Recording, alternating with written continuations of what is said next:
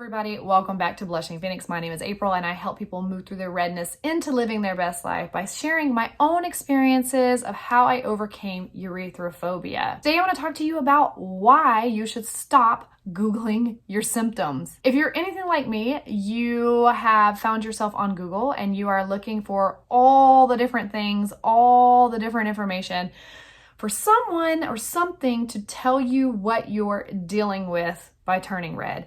And hey, you may have even found this video because you were Googling your symptoms online. Google can be a really helpful tool when it's used appropriately. And I'm just sharing from my own experience. I am not one who likes to go down the rabbit trail of Googling all the things, because even when I first started exploring this journey of erythrophobia and chronic blushing, I remember typing into Google, why is my skin turning red? And of course, it was doom and gloom of all the reasons of why I'm gonna die shortly based off of what my skin was telling me. And I think that actually puts us more in a negative headspace. We're trying to solve and find solutions, and I get it, because I've done it myself.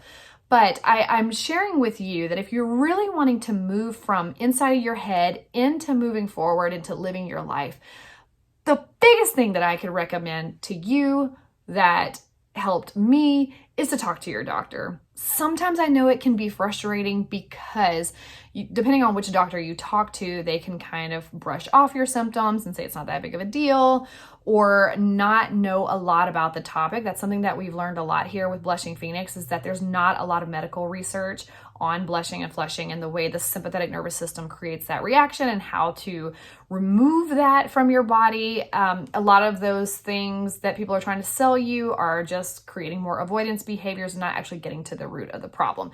So we know people who have gone and talked to dermatologists, myself included, and then they will diagnose rosacea. And possibly it's rosacea, but a lot of times I talk to a lot of people from across the world that are like, it's not rosacea. My dermatologist gave me this topical medication or prescription for rosacea and it's not working because it's not rosacea. But talking to your doctor will have you talking to the appropriate licensed, trained professional that can help point you in the right direction.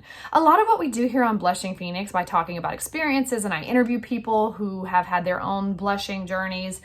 They share about how they've overcome erythrophobia. It's to offer hope and direction for you. It's to let you know you're not alone. It's to let you know that there's life beyond blushing. And there's a lot of options for how you can utilize certain tools and techniques to get you to a place of healing. But for many, getting to the place of healing is going to be going through the journey, facing the thing that scares you the most, and finding yourself on the other side. And a lot of times it's going to come through coaching and professional help of people who know exactly what you're dealing with, how you're feeling about everything. And honestly, even with the professional help, it really comes down to you and when you're ready and comfortable to take that leap. The discomfort will always be there, but you can be comfortable with the discomfort and going through the process. But only you know when you're mentally there. Blushing in and of itself and the thoughts about blushing and how it kills a person's self-worth is already a heavy load to lift. And when you go Googling your symptoms, you're going to find really extreme cases of situations that would cause flushed skin. And this is why I say to talk to your doctor, because for me, my journey started with me meeting with my medical professional and getting blood work done. Once I got the blood work done, they ruled out all the scary things. So there were no reasons for me to be viewing that stuff on Google. Where Google can be handy is by finding communities such as this one, or there's one on Facebook called iBlush and a couple of others, is that finding a community to know that you're not alone, or finding books such as When Blushing Hurts, or where's the other one? Red Face. Oh, finding books like Red Face. These are books that you could find by Googling. And so this is where Google actually is handy and productive because these are really great books. And I'll link them in the description box below if you're interested. Googling the crazy stuff actually just puts your mind more at a disadvantage because now you're spiraling with even more anxiety about something that you're already really uncomfortable about. So I just caution you to step away from the Google.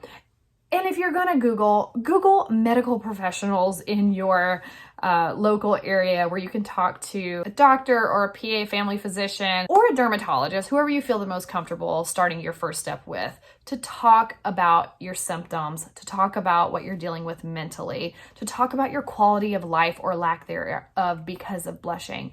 So start with a primary care physician, get that blood work done, let them rule out all the scary things, and then you'll know where you're at on the path. Are you on a journey of acceptance? Are you on a journey of mental health and getting to the root of some trauma responses that are happening, perfectionism maybe, or are you on a medical path of you are dealing with some symptoms that are tied to some other things that are going on in your body, whether that be hormonal, your thyroid, or other things that are going on.